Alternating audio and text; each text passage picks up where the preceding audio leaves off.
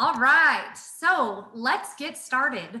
On behalf of Impact Austin, my name is Kendall Antonelli. I'm the co-chair of the Diversity, Equity, and Inclusion and Belonging Committee of Impact Austin, and we would like to welcome you to this session today, A History of Race, Racism, and Philanthropy in Central Texas, presented by our guests, Dr. Anthony Brown and Dr. Cleflin Brown. Before I introduce them, of course, we have to do our thank yous and appreciations. After all, we wouldn't be here without our sponsors and a lot of hard work from our committee members. So thank you so much to our sponsors, Dochin Realtors and C2C Media. We really appreciate you, to our premium sponsors, and then to all of our other sponsors who helped make all of the Discovery Days sessions possible. For those who aren't aware, Impact Austin is a local collective women's philanthropy group open to any female identifying folks who want to pool their resources to make a bigger impact in our Central Texas community. To date, one member at a time, we have donated over $7 million to Central Texas nonprofits. Thank you to our past and our current members, and we hope that we know many of you are not members right now, so we hope you'll join us. We hope that you are intrigued by our mission and what we do. You can check out Impact Austin for membership details, or just drop it in the question and answer box. If you really want to be involved and you find that finances are an issue, please reach out to us and let us know. We are here for everybody, and we can all give back to our Central Texas community. So thank you, and let us know. This is one of the first of Impact Austin's annual Discovery Day sessions. Check out online for upcoming topics, including next week's Diversity, Equity, and Inclusion and Belonging in Action and Inclusive Leadership by Paulina Artieda, the Executive Director of the New Philanthropist. Lastly, it's a great time to mention that we have a brand new initiative we're so excited about. We are partnering with a local Notley initiative called Ripley Reads for a special Impact Austin book club. So whether you're a member of Impact Austin or not, you can join us. It's for anybody who has elementary age kids in their lives, whether their own neighbors, students, and they want to talk together about race and racism and equity. The book club starts soon, so sign up now. Check our webpage for more details. Again, open to anybody who wants to participate and continue the conversation. After all, we know that the work is not done, and it's a continuing, ongoing work and conversation. As we turn to our presentation, note that we would love for you to ask us questions. So how can you do that? There is no chat function in this webinar presentation, but there is a questions section. So drop your questions in there, and then at the very end, I'll be back to help field those questions and run them over to our Drs. Brown for them to answer. Type them in as they come up, and then we'll move to that at the end. So without further ado, I'd like to turn it over to Drs. Cleflin and Anthony Brown, co-founders and co-directors of the University of Texas Center for Innovation in Race, Teaching, and Curriculum, both of the Department of African and African Diaspora Studies. Both are award-winning for their work, their teaching, they're published authors, and without further ado, please check out their extensive bios because it is both fantastic and amazing and awe-inspiring. But I know that actions speak more importantly than my words, so I'd love to turn it over to them. Without further ado, I'd like to introduce Drs. Brown. Good afternoon, everyone. It's a pleasure to have the opportunity to speak with you all today, and we look forward to our time today. We've entitled this presentation, Race, Racism, and Philanthropy in Central Texas. And we will be talking about the history of racism. And we also hope to get into some things that you can be thinking about now as you embark and continue doing philanthropic work here in Central Texas. So a quick overview just to get you oriented to what we're planning to do today. We will give you a little introduction to the topic, and then we're going to spend a little bit of time talking about race and philanthropy and racism across three parts. We will offer a few definitions so that you have a sense of how we're thinking about these ideas. We'll talk about the continuing legacy of race and racism nationally and locally here in Central Texas. Part two, we'll look at how does race and racism impede our ability to make an impact. And then the final part, we will consider approaches and frameworks that you might use to address issues of race and racism, to at least consider these topics as you are attempting to make a strong philanthropic impact. And we'll end with a Q&A session. So what are we doing today? You would have to be covered or, underground, somewhere, not a part of our national world not to recognize that we are currently navigating what many are calling the twin pandemics of both COVID-19 and structural racism, both the legacy of race and racism in the US, as well as the contemporary instantiations of how it is playing out in our society. And in some cases, in many cases, these twin pandemics sort of mirror one another. We see the way that race and racism have impacted health disparities, and specifically COVID-19, as well as ways that structural racism itself is operating outside of even the confines of just COVID-19.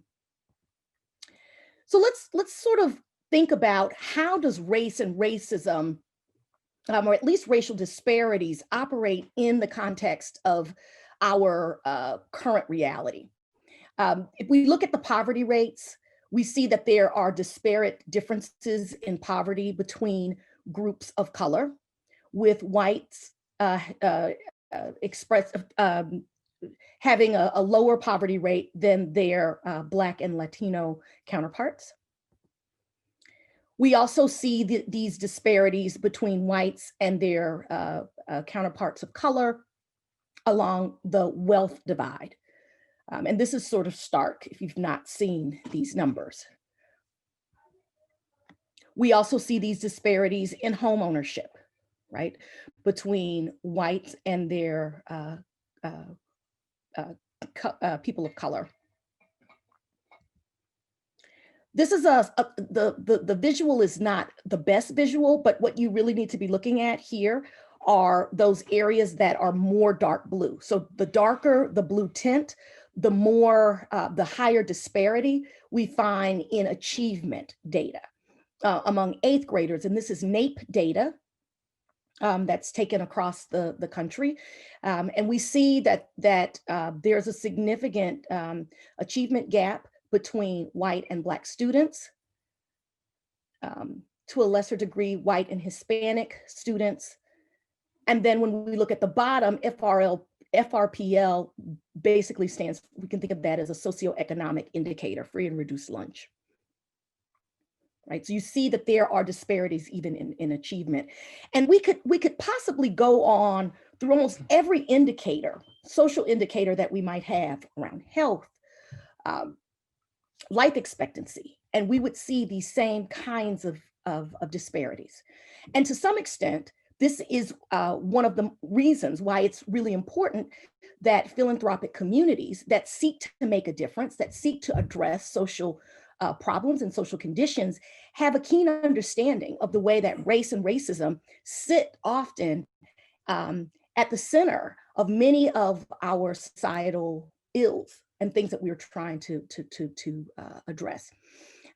We had the opportunity to see a recent report that was just published by Echoing Green and the Bridgespan Group that discusses what is necessary for philanthropic organizations to really make an impact. If they want to make if they want to make social change, if they really want to impact difference, what stands in the way of that difference? And the argument that they advance is that there are two roles, two key levers. One is understanding the role that race plays in the actual problems that philanthropic organizations and philanthropic leaders are trying to solve. And two, the significance of race and how philanthropists identify leaders to take up certain interventions in order to find solutions and to ultimately lead to social change. And so we want to sort of move from this idea of how do we do this work in a way that can really make a big social change impact. And they're arguing you cannot do it without thinking about race. And we'll come back to this a little later in the presentation. So what is the continuing legacy of race and racism nationally and locally? Anytime we're going to start talking a little bit about so we're going to define some concepts. And we think this is important because if we're talking about race and racism, it's important that you have a sense of how we're thinking about these ideas. We never talk about race without acknowledging one basic but foundational and fundamental idea that race is a social construction. It is something that is not a biological fact, but something that was actually created through our social practices. And this slide gives just a few of the ways that race has been socially constructed across not only the history of our country, but globally, right? Because race is a global phenomenon. It's not just a phenomenon that plays out in the United States. It plays out differently in different places, but fundamentally, the notion of race is something that we can think about globally. Science, practices in science, as well as laws that have been passed, present, help to define what is considered race and how we negotiate and manage race in our society. It's also linked to policies that are passed or that are made, and then people attempt to address problems based on policy. And within philanthropy, we know that policy plays a really important role, because in some ways it sets the stage for what are the problems that need to be addressed in society, or that might need to be addressed. Popular culture helps us to understand race and how it operates in our society, as well as the everyday practices that we engage in our conversations with family and with friends and with colleagues and others in our society, as well as the stories that are told about race, the ideologies that we hold about who we are as people and who we are as a people, and as well as our nation. But we cannot talk about the social construction of race without acknowledging that race has material consequences, severe material consequences. And to some extent, the data that we presented earlier gives some evidence and some support of how race can play out in very material ways, even as we know it is a social construction. So in saying this, it's sometimes my students will tell me things like, well, if race if it's socially constructed, if we created it, then we can get rid of it. Well, it's not as easy as just getting rid of it, because so much of our society has been structured around the notion of race that there are real effects that come as a result of race. So when we take away and we say, well, race doesn't matter anymore, but then it actually does matter, and we have these sort of histories of it mattering, then that puts us in a place where we're not able to actually address race, which we're going to talk about in a little bit. That's a phenomenon that we call colorblind ideology. Now, when we're talking about racism, there are multiple forms of racism, but for today's presentation, we're going to only focus on two. And those two are interpersonal racism and structural institutional racism. Sometimes people might parse out between structural and institutional racism, but we're going to, for the purposes of our talk today, just sort of talk about them together. Interpersonal racism is a racism that is connected to how individuals treat one another, how an individual might go to a person and have a racist idea and express that racist idea. It impacts the person, it impacts their everyday reality, but it is between that person and another person, or perhaps it might be a group towards another group, or a group towards another person. We think about that as operating at a micro level, right? At the everyday level. Structural institutional racism is a bigger kind of racism. It's a racism that sometimes is evident, but oftentimes it is not evident because it plays out in the practices and the structures of our institutions. And sometimes those practices are so normalized that people don't recognize that there is racism that either was a part of that practice sort of emerging in the first place, or it's based on certain kinds of racialized ideas about people to maintain that practice. So sometimes they're so built into our systems that we don't see them. And these are the forms of racism that are much more contentious and difficult for us to sometimes deal with in society when it's not overt, because people can find ways to try and justify that, well, no, that's not really racism. Right. So we could talk about health disparities, and someone might say, well, it's not that there's some racialized practices that take place in our health system or our healthcare system. It's really more about socioeconomic access, right? Without thinking about how institutional forms and structural forms of racism are embedded in those practices. Now I'm going to turn over the presentation for a bit to my co-presenter, Dr. Anthony Brown. Good afternoon, everyone. So, in keeping with the portion of the presentation that Dr. Brown just offered, we want you to consider two factors related to the legacy of slavery. Historians will typically point to the legacy of slavery and the legacy of Jim Crow segregation in the South and even forms of segregation in the North. So the question we want to pose, particularly for our presentation in the context that we live in, is what is the legacy of racism in Austin? So to first, as Texas was a slave-holding territory, although a much shorter time period, it's late to the institution of slavery, a shorter time period, so often not recognized within the historical record, as historians have noted. But one thing that in the context of Austin and Texas is in 1850, 56% of all enslaved females in Texas, all enslaved African females were in Austin. And then in 1860, 54% of the total enslaved population in Texas was here in Austin, larger than 4 of the largest towns in Texas. Another indication given to the legacy of slavery, as I noted before, is the institution of segregation in housing. In the 1930s, the federal government came up with grades, grade A, B, C, and D. A being best, meaning a green zone. Then you had blue zones, yellow zones, and hazardous zones. If you look on the map, this is the historical section where African Americans were relegated or segregated. And it is important that we make the distinction between separation and segregation, a point I have to make with my students. My students will think that they're just simply living in different parts of town. But as you'll see in the videos and in the discussions that come out, is that living where you live, the zip code you live in will have direct material implications to your life chances and life outcomes. So let's go ahead and take a look at a video that highlights kind of the context of which the legacy of racism took place in Austin. You can cue up the video now. Austin in the days of the civil rights movement, as I remember as a kid, was for sure segregated. I moved to Austin in November of 1962. I felt I'd stepped back in time about 15 years because Austin was not making any effort at that time to desegregate anything. I was accustomed at that time to all of the colored signs, white signs all over. I remember our parents being very afraid for us to go downtown alone. We had to be home before it was dark because you don't know what would happen to you. We were very careful with our children to be sure that they never had any bad experiences. Like the playground, said, oh, that's private, belongs to people, just their friends, and we don't know them, so you can't go. You lie to your children.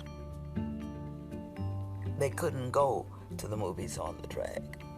Downtown, the Paramount and the State were completely segregated. African Americans were not welcome at football games except to just as vendors. We couldn't go to the symphony, we couldn't go to the ballet, we couldn't go to this, we couldn't go to that. Everything was segregated. During that period, if you put shoes on, you had to buy them. You couldn't try clothes on and that sort of business. Did you ever try on clothes with your mother, holding the clothes up to you to see if they would fit? You would extend your hands and your mother would fit them over you and try to approximate and hope that this shirt or these pair of pants would fit. I thought everybody did that. I didn't know it was because we weren't being allowed to try on clothes in stores. Scarborough's department store, my daughter wanted to go to the ladies' room, and they told her she couldn't go. My son Jack went in and locked all of the bathroom doors from the inside and crawled out. And on our way home, he said, I fixed that lady that was mean. You did the right thing, son. Just keep it up. I mean, you don't let people mistreat you, and then stand and take it. I mean, that's not human nature.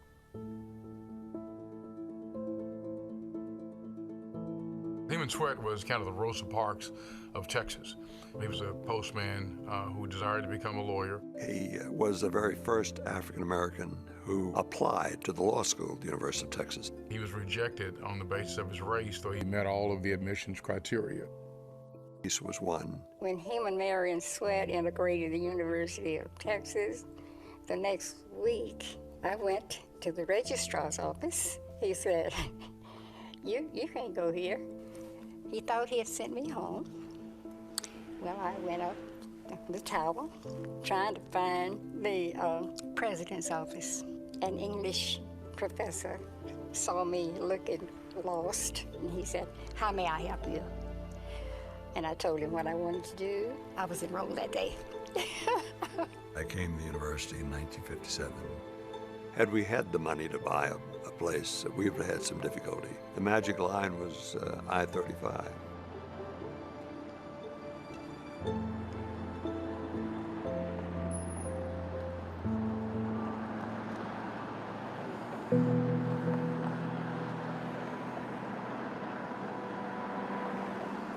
One of the biggest obstructions to me is I-35. I call it the Red Sea. It takes an act of God to cross it. So that gets us to the second part of our presentation, is how then does race and racism impede our ability to make an impact, particularly in those fields where we're directly connected to social problems and people that are associated with social problems. We find useful in the context of not just philanthropy, but this comes out of the field of philanthropy, taken from the Racial Equity Institute, is this idea of the metaphor of groundwater to understand the context of structural racism. The Racial Equity Institute illustrates why racism is intricately linked to the biggest social problems. They ask for, and quote, imagine if you find a lake with one dead fish. Most of us analyze the fish, but if you come to the same lake and half the fish are dead, then it makes more sense to analyze the lake. What if there are 5 lakes and in every lake, half the fish are dead? Now it's time to consider analyzing the groundwater to find out how the water in all the lakes ended up with the same contamination. So in this case, they argue that colorblind philanthropy, the idea of not seeing the problem at the level of groundwater or the structural racism they attach to social problems, is the biggest challenge associated. So we find this metaphor useful to understanding structural racism. Groundwater is being synonymous here with structural racism. So as Dr. Brown already showed in the slides, philanthropy or philanthropic organizations that seek to have an impact have 2 challenges put before them: understanding the role of race in the problems that they face, and secondly, understanding the significance of race and how to identify leaders to help take on the charge of those particular issues. So let's first take a moment to explore the first issue, factor 1, the role of race in the problems philanthropy seeks to solve. So here we have a concept that comes out of social sciences, this idea of colorblind ideology, specifically out of the field of sociology, the idea of practices that fail to choose. You choose not to see race, or when race becomes a factor, you're able to explain it away, as in the quote that stated, this is a socioeconomic issue, not a race issue. So, and also keeping with this factor is this idea of understanding how social problems are tied to race. So larger societal problems are linked to racial inequalities. Again, this idea of groundwater, housing discrimination playing a huge and significant factor in defining the life chances for African Americans and other groups as an example of how structural racism impacts holding in place entrenched social issues. So let's take a look at the next video that gives us a very powerful illustration of those material implications.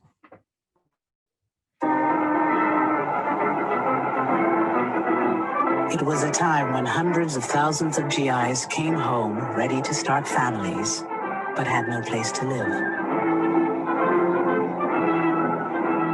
In the 1930s, the federal government created the Federal Housing Administration, whose job it was to provide loans, or the backing for loans, to average Americans so they could purchase a home. Federal programs and banks sank millions into the home construction industry. Their message to veterans: you can afford a new home. Buy a new home now. Tax dollars help make the single-family home a mass-produced consumer item. The American dream had a new name: suburbia.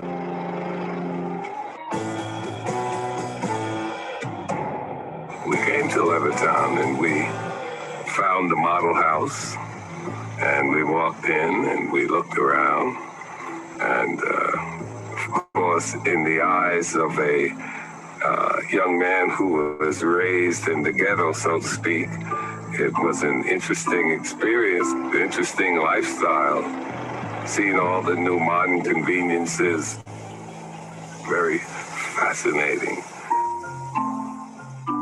Eugene Burnett came home with almost 1 million other black GIs. They had fought for the country in segregated ranks. They returned hoping for equality and the American dream. For many, that dream was a new home for little money down and some of the easiest credit terms in history. I went up to the salesman. We're interested in your home. We're interested in buying one. And what is the procedure? Is there an application to be filled out? So forth. So he looked at me, looked around, and he said to me, he says, listen, it's not me, but the owners of this development have not as yet decided to sell these homes to Negroes. The FHA underwriters warned that the presence of even 1 or 2 non-white families could undermine real estate values in the new suburbs. These government guidelines were widely adopted by private industry. Race had long played a role in local real estate practices. Starting in the 1930s, government officials institutionalized the national appraisal system, where race was as much a factor in real estate assessment as the condition of the property. Using this scheme, federal investigators evaluated 239 cities across the country for financial risk. So that those communities that were all white, suburban, and far away from minority areas, they received the highest rating, and that was the color green. Those communities that were all minority or in the process of changing, they got the lowest rating and the color red. They were redlined. As a consequence, most of the mortgages went to suburbanizing America, and it suburbanized it racially. As homes in white communities appreciated in value, the net worth of these white families grew. For most non-white families who stayed in urban neighborhoods, the housing market open to them in the 50s and 60s was largely a rental market. You don't gain equity by paying rent. Where one's family lives in America is not just a matter of taste and preference. You have the issue of housing and wealth. The majority of Americans hold most of their wealth in the form of home equity. So that's their nest egg. That's how they can finance the education of their offspring. That's how they can sort of save up for retirement. It's their savings bank, right? They're living in their savings bank. So if we think about the video and the illustration of housing, we could think of how does housing, consider the question, how does housing discrimination based on race impact other aspects of social life? So it's not just where you live, it defines the amount of wealth and the life opportunities that are made available to you. It dictates the kind of educational opportunities and social mobility that are offered to you in that context. So it's not just about the residence and the zip code, it's the material implications that are attached to that type of segregation. So the second factor as a kind of a barrier to having a full impact is understanding the significance of race in leadership and solving problems. And in the report offered by Echo Green and Bridgespan, they argued that racial disparities are defined in which organizations are viewed as viable or as risky for funding. So when trying to seek funding or trying to find stable funding sources, organizations will turn to them with a kind of an eye of mistrust that they won't be able to fulfill the charges of their organizations. It's also defined who leads selected problem-solving organizations. Women of color, men of color, as Dr. Brown will show in some of in the slides to come, there is a huge gap between monies and support and institutionalization of how long you're able to receive funds, the kind of micromanaging of the funds, how you're able to organize your organization are all often separated by race and gender. So this gets us to the third part of our presentation, where Dr. Brown will explore the question, what approaches might one use to make a philanthropic impact? So let's start by looking at the fact that there and acknowledging that it's reported that there is a racial funding gap that actually exists between white-led and black-led early stage organizations. And this is just one example that we can use to sort of set up the context for thinking about what does it mean to do this work around race in an impactful way, philanthropically.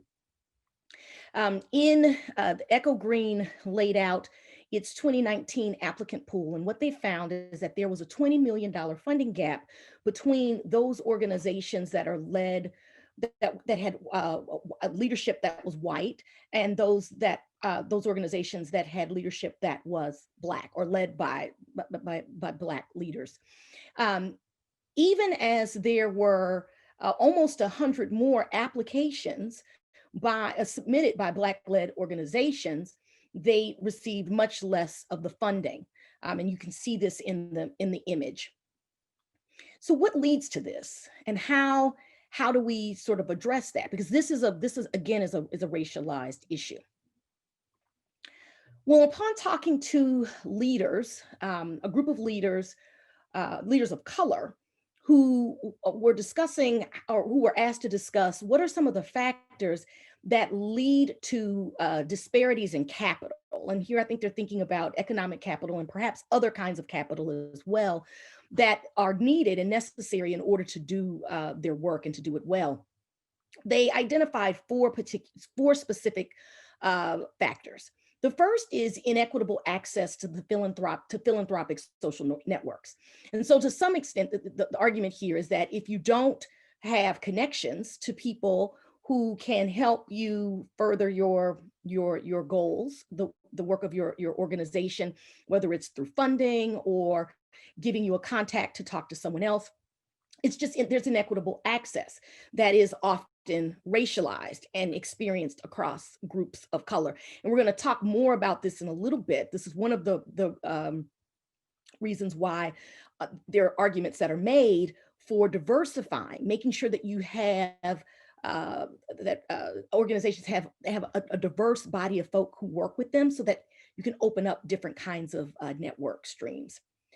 The second is racial bias and microaggressions that these leaders actually experienced from funders, right? And this played out in a variety of different kinds of ways. Often it played out in ways that impacted how the work of that organization was viewed, whether the projects and the approaches that they took to their projects were seen as viable or fundable, whether their organizations themselves were seen as viable and fundable, or were they seen as risky investments. And so these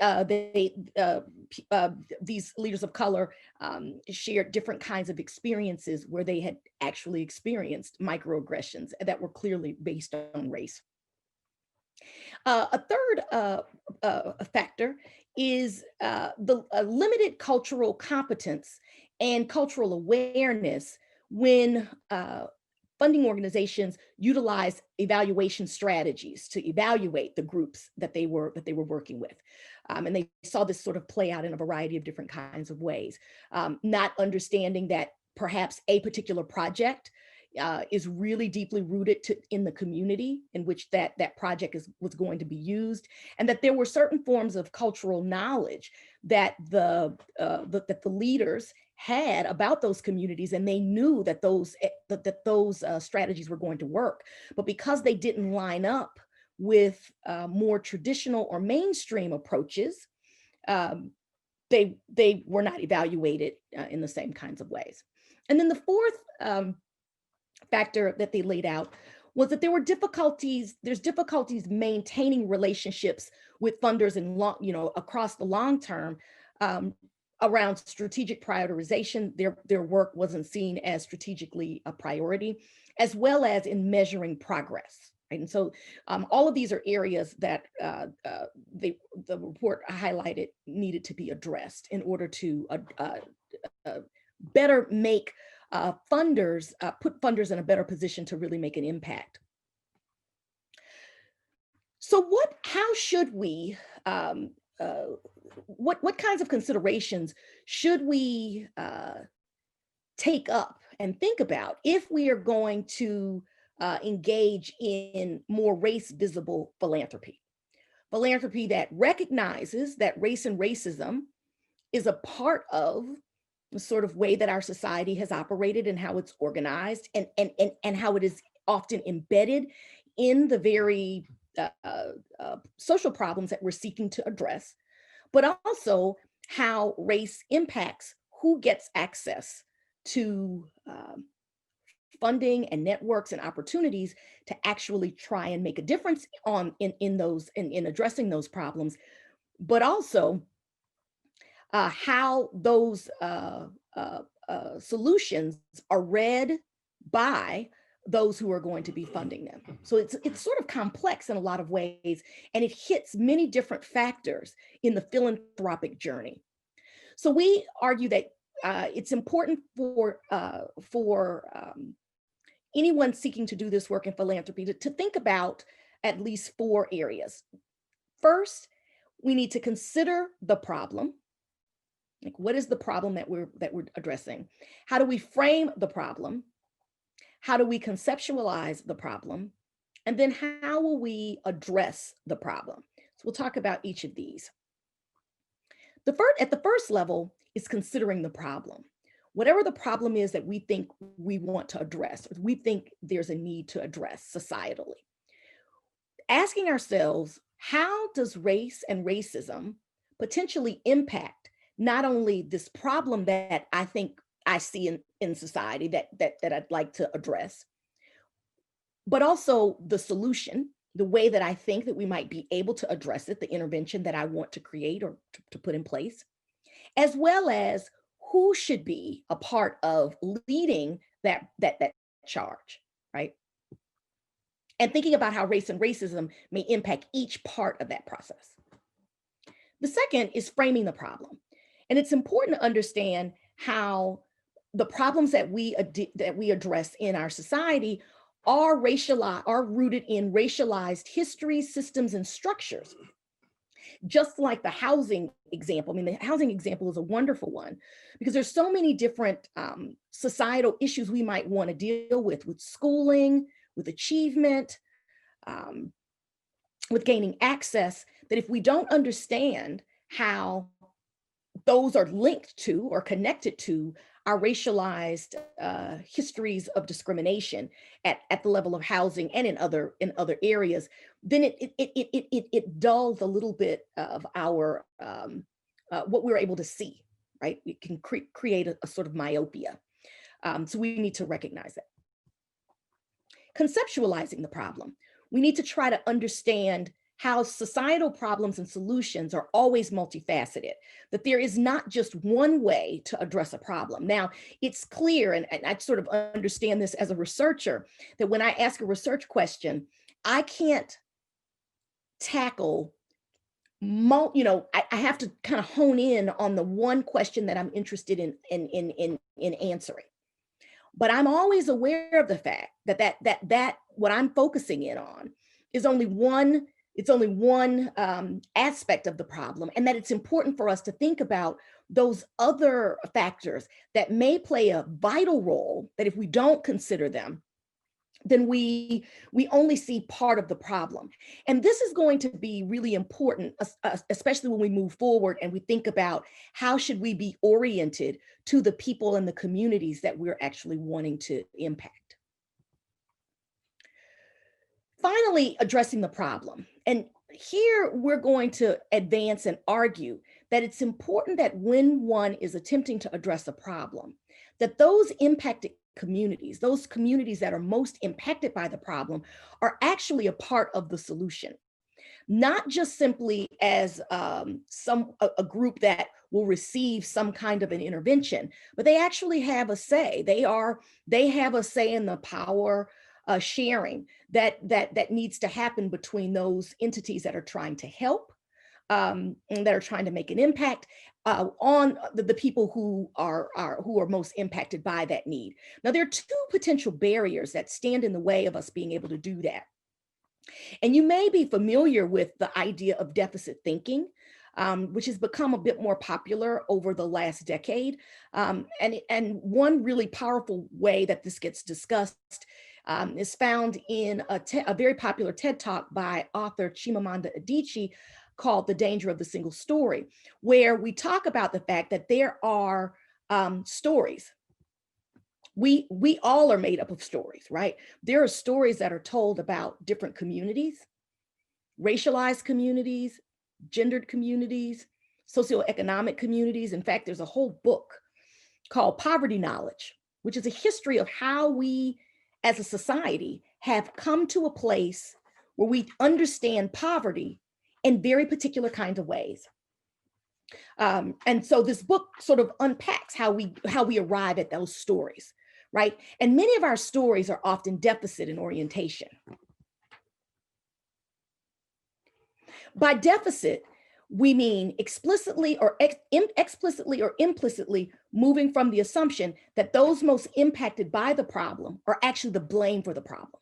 Now, we may not go into a community and say, you're the reason why there's a problem, right? There's something we need to fix with you, or something that we need to fix in your community, or we need to fix in your group, the way that you are oriented to the world.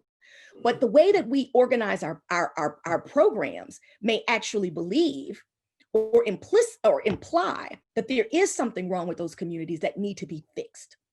And when we have a deficit-oriented perspective, it can often lead to a savior syndrome, which is the second potential barrier that's linked to a deficit perspective.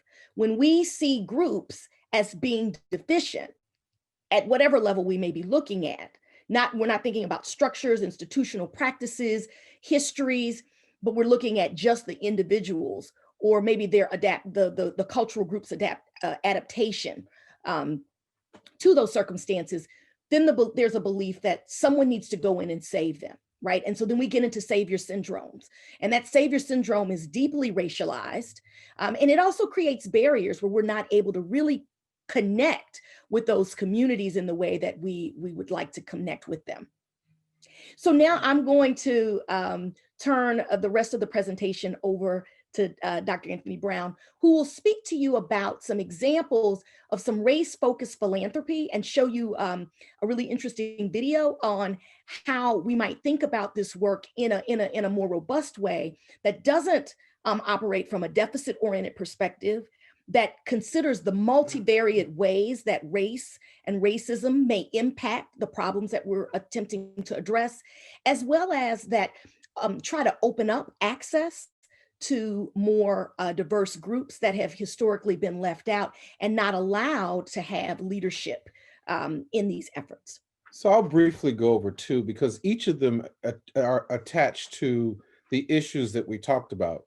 Inability to see race as a function of your charge, and as well as addressing issues of leadership within groups. I'll first address the Ford Foundation Build program. It's a $1 billion 5-year investment in being able to give organizations that are specifically charged with tackling various issues: health disparities, wealth disparities, educational disparities. But they function with the idea of giving organizations larger sums of money, more autonomy, and giving leaders within those groups the autonomy to be able to use the funds according to the needs of their program rather than dictating what those are. And the second one, kind of going backwards, because the first one deals with leadership. The second one, Chicago Community Trust, they're probably one of the largest, oldest foundations in the city of Chicago, if not nationally, has focused all of their efforts on racial inequality. They're trying to address the wealth gap between African-American, Latinx communities and white communities in the Chicago area. and they have made their entire chart specifically targeted at issues of race. So as we come to a close, I'd like to, at this point, Nicole, you could pull up video 2, video 3 rather. In this video, we want you to consider what happens when a organization's capital, an organization's knowledge and method for addressing problems all come together. So we'll conclude here.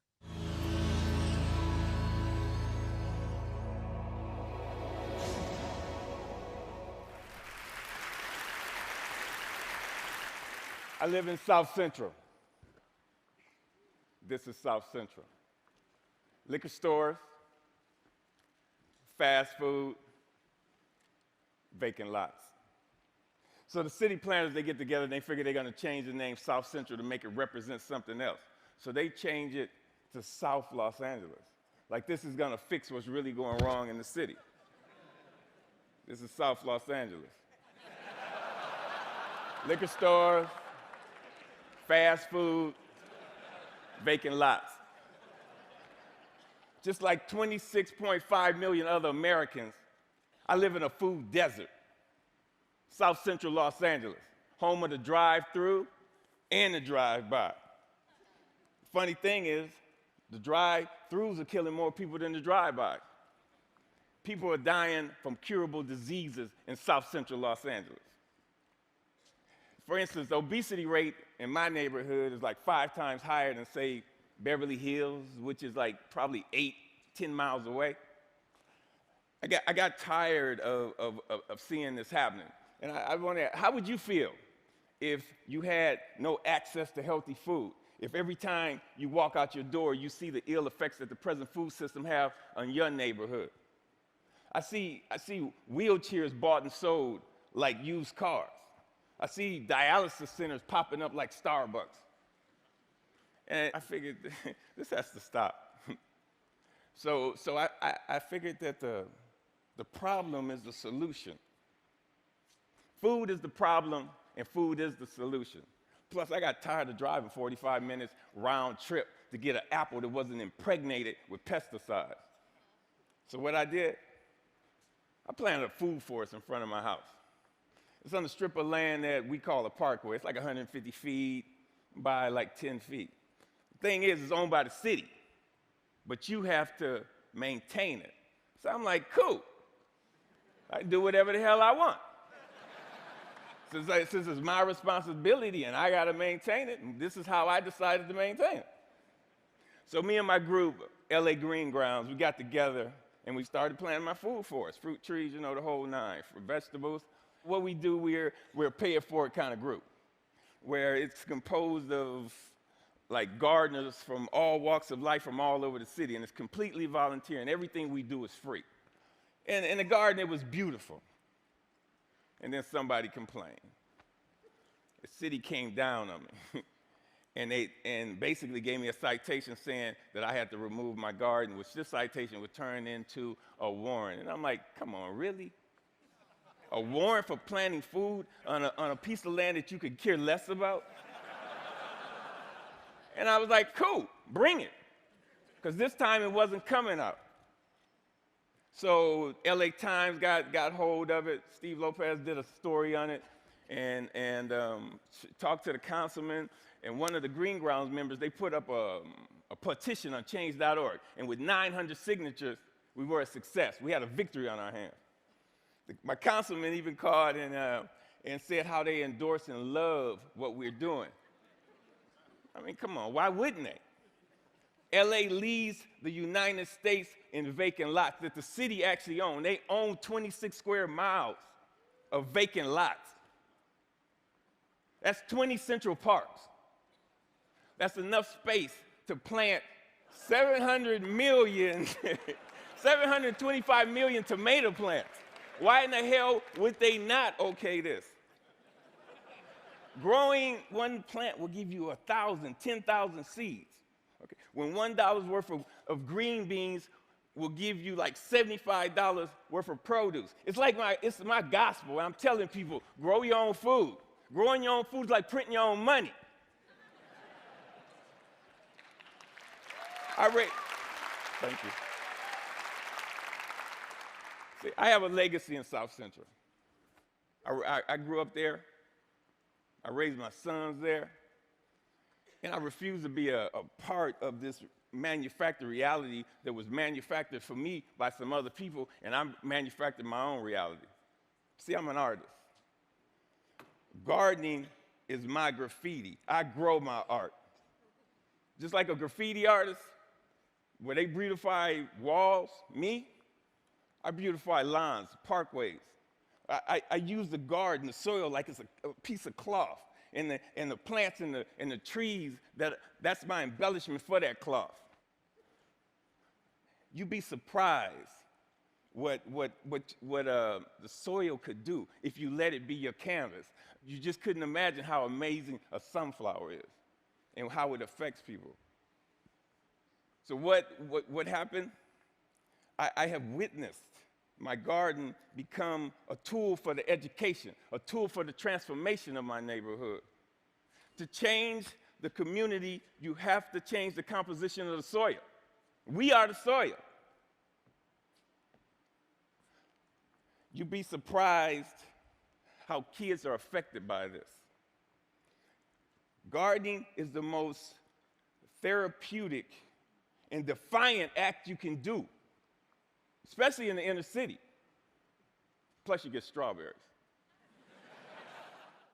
So I think a very powerful quote is that we are the soil. I think in many cases that gets at the essence of the argument we're trying to say when groups are given the opportunity, autonomy to do what they're able to do and address the issues that are relevant to the communities. You produce strawberries. You produce very powerful opportunities for communities when trust is given over to those communities rather than there being mistrust in their capacity to manage and be the guardians of those funds that are offered to them. So that concludes today's presentation, and we'd like to open up for Q&A.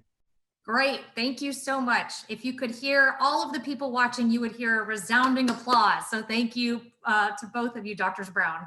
We only have a few minutes, so we're gonna try to ask you some rapid fire questions that are impossible to answer in a minute. So let's see how you do.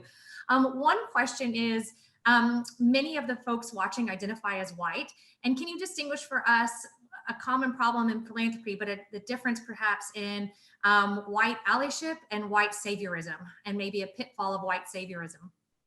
I could talk about this. This hits home because I have students that end up doing research around issues related to African Americans, and they are resistant to the topic because of their positionality as white men or white women to research these. Who should I be to research these topics? But I also have had a semester where a group of students for the first 5 weeks, and I'll be brief, but it's such a powerful illustration of a blind spot we have in our advocacy, is for a class I teach on racial representations of African Americans at the University of Texas. The first 6 weeks, we spend time looking at all these very powerful ideas around race. I want them to establish a theoretical understanding around this ideas that we're studying today. Race is a social construct that has real material consequences. And the authors they read, we get to about week 5, and one semester, and this happened on a couple occasions, students wrote about how the power of the words from the authors, African-American authors who spoke so strongly about these issues in history and in present time. And they said this on several occasions, and I said, I would put the authors up. Authors they read were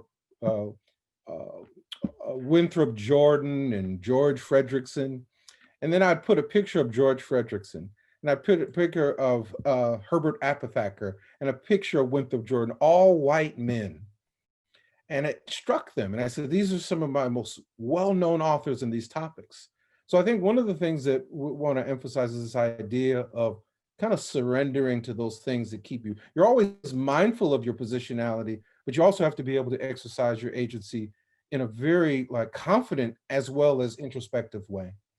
I'll just simply say that I think it's a wonderful question, and the fact that the person who's asking it recognizing that there is a difference that's probably the most important aspect, is understanding that there are other people. There are people that are close to that problem. I think this is one way that we sort of can be an ally, where we actually seek to learn, and not just learn from, because that can be lecherous too, but actually involve those who are closest to the problem that we're seeking to address, and that may have really important and do have important knowledge and perspectives that need to be accounted for in the work that we do. So I think always recognizing that there is a difference between those two, and seeking to make connections, authentic connections, with those people who are most impacted by that work, and bringing them in is really going to be important.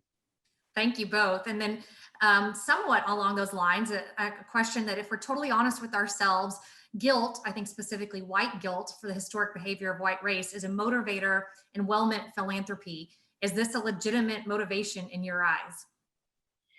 So, this is another thing I talk a lot about, and when you deal with difficult topics, guilt is often a really real emotion. And what I would say, though, is that guilt can stand in the way of actually doing the work. It may be a motivation, right? But at some point we have to move away from guilt and not operating solely from guilt, because there's a lot of well-intentioned but deeply problematic practices that come out of guilt, right? Or that come out of one wanting to try to make things better. And often I would argue that one of the factors is that we actually don't address the real problem. We might put a Band-Aid on it, because then that makes my guilt feel better. But when it's only about your guilt, once you've done something to alleviate the feeling, the problem may still be there, but you walk away feeling better about it. And so I think there's been a lot of work around decentering whiteness, so to speak, from any work that we might be doing, whether it's teaching and educating, whether it's doing philanthropic work. We've got to find ways to sort of decenter ourselves, our own individual selves. And I understand that that's hard, but really think about the communities that we're working with, and be humble. I mean, we all are on a journey to learn. But again, I think that's a great understanding that hopefully will open up to deeper practices and more authentic, impactful practices. That's great. And in government funding, preference is given to hubs, historically underutilized businesses, when awarding contracts. Is that potentially part of the solution for other philanthropic endeavors? You want to just? I think anytime. Can you pose the question one more time? I just want to be able to get clear that I'm understanding the question. Sure. In government funding, preference is given to hubs when awarding contracts. Is that part of the solution? And I think in context to other philanthropic endeavors that aren't mandated. Well, if you live in a racialized world where contracts are usually, there's tons of data to show the ways in which there's an inequality with the ways in which distribution of contracts are given within communities. I mean, a colleague of mine shared with me years ago. He says he's been here almost 40 years, and he builds and sells homes. And he says, I've never had an African-American contractor in the entire time I've been here. I've never even had a bid come to me as an African. So I think those opportunities where government organizations like deliberately use kind of a race-focused approach, affirmatively address issues. I know it's controversial to use the word affirmatively, but I think if you live in a world that has I think one of the reasons why people are reluctant to the idea of affirmative, because they have a lack of racial memory, and they have a lack of understanding like race as it's present now, like understanding housing and economic gaps.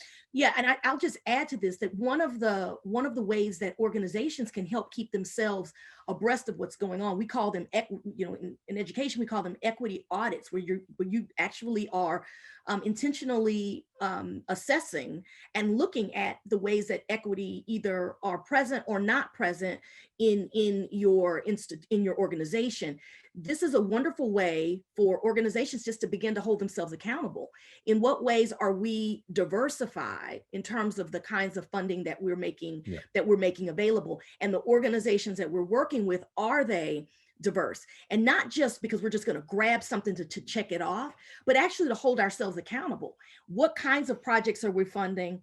Do they have to look a certain kind of way? And if they have to look a certain kind of way, are there potential racial biases that might make it more difficult for other groups to actually be a part of our strategic mission, because not because there's something wrong with what they're doing, but that they don't look the way that we expect them to look, or that we have normalized should be looked. So I think that all of those are really, that would be really important. And those are easy measures. You can begin to just start assessing yourself as an organization. Great. And we have a couple questions we're not going to get to, but I promised those people, we told y'all that we will send them to Dr. Brown for a response to get to afterwards, because we're grateful for all of the interaction and engagement. A last one before I close it is, what do you think about the changes proposed to the I-35 corridor? Are y'all familiar with that? No, you have to tell us. Yeah, what these must be new. What's going on with? I'm not either. So I'm going to go to the next question. So I'm going to use you up for every bit I got. Okay. So the housing example provided a strong example for the root of many social disparities. I'm curious if either Dr. Brown might be able to elaborate on root issues within the medical field. There is undoubtedly a long history of problematic and exploitative studies and considerations for overcoming those practices and understandable mistrust today. Yeah, the one that stands out for me is the kind of bedside practice, or the ways in which doctors, particularly for African-American males, a research area I'm in, where there's certain like ideas that are already in the mind's eye of the health practitioners and doctors that work with them, and then they receive inequitable, like they either send them away and then there's greater damage, or they medicalize the issue by putting on prescription drugs because there's a lack of trust about their ability to rectify those issues. And I know medical schools are like making very concerted efforts to address like what happens in the mind of the health professional to think that way. Like, what do you presume? And this is a very real quick, I guess in the city of New York, they looked at heart disease in African-American men, and there were 3 categories of African-American men because they realized that they were giving the same prescription or the same set of like interventions for African-American men that were phenotypically African-American men. And what they found is that men that were born in New York City, men that were born from the Caribbean, and men that were born from the South had completely different kind of data profiles. And those data profiles would have completely different incomes or interventions for those men. So when you use this one category for 3 different groups, 2 of those groups are going to fail because we have one group in which we're using them. So I think the medical field is moving in the direction of trying, very much like in the field of education, where decision-making is made based on those biases. The only thing I'll throw out is I think, there's a whole host of different things that you would need to think about. I would, as a layperson thinking about health, I mean, we have a mistrust of the healthcare in many cases, and sadly it's rightfully felt. I mean, I think even with vaccinations and things like that, because Black people historically, if you don't understand how Black people historically were utilized really as test cases, Henrietta Lacks, so that we have these histories that sort of are normalized and talked about within communities that those who are not a part of those communities may not really understand. Then there's also access, the extent to which people actually had good access to healthcare. I even have my own stories to tell about things that have happened to me. And I have really great, healthcare. So that's, I hope that's a good first couple of steps to think about for that question. Thank you both so much. We've gotten lots of comments in the questions just saying how thought-provoking this is. And certainly, as we reiterate, this is, for some of us, the start of our conversation. For some of us, it's continuing on the journey, but it should be an ongoing journey. And it certainly is for us at Impact Austin. I feel like it's important for transparency and accountability to give a quick update at where we're at personally. I was not asked to do this, but I feel like that's an important part of the conversation. Impact Austin started as a predominantly white organization, and we have recognized that. We have recognized our roots. We are grateful for our roots, and also recognizing how we could be much more impactful in Central Texas with more lived experiences represented at the table. And so we've made many efforts over the last few years to work on that. And in the context of your speech, I just wanted to talk on a few of those. One is in how we fund, and moving from that colorblind philanthropy to what I liked your term, race visible philanthropy, that we see race and that we're funding based off of that. And so we have changed our actual grant applications and the way we review. All of that has happened in this last year. So huge kudos to the grant review committee, and it will be ongoing, and it will be a journey, and we will mess up and then we will learn from it and keep going, but that is changing. So how we fund. Also, what we fund, we specifically created equity grants in the last 2 years. They have specifically been to support women or children of color. So specifically seeking organizations in that spot to make us know that we are funding those needs. And then the why, we're doing trainings for all of us. We recognize that we have privilege and we have power in being grant reviewers. And so we need training on how we have power in unconscious bias and how that plays out. And so we're working on that why. And then lastly, the who is at the table. I think it's really important that y'all touched on. And so for those who don't know, any previous grant winners are always on the grant review committee for the following year. So we have that perspective of the people who've had to jump through the hoops so that they can come.